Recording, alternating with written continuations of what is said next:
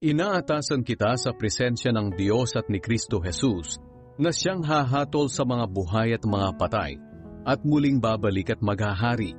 Maging handa ka sa pangangaral ng salita ng Diyos sa anumang panahon.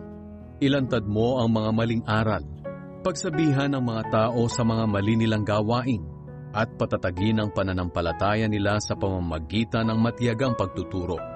Sapagat darating ang panahon na ayaw nang makinig ng mga tao sa tamang aral. Sa halip, hahanap sila ng mga gurong magtuturo lamang ng gusto nilang marinig para masunod nila ang kanilang layaw. Hindi na nila pakikinggan ang katotohanan at babaling sila sa mga aral na gawa-gawa lang ng tao. Ngunit ikaw, maging mapagpigil ka sa lahat ng oras. Magtiis ka sa mga paghihirap. Gawin mo ang tungkulin mo bilang tagapangaral ng magandang balita at tuparin mo ang mga tungkulin mo bilang lingkod ng Diyos.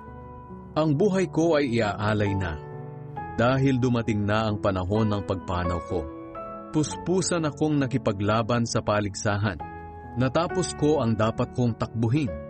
Nanatili akong tapat sa pananampalataya. At ngayon, may inilaan ang Diyos sa akin na korona ng katuwiran. Ibibigay ito sa akin ng makatarungang Panginoon sa araw ng paghuhukom niya. At hindi lang ako ang bibigyan, kundi maging ang lahat ng nananabik sa pagbabalik niya.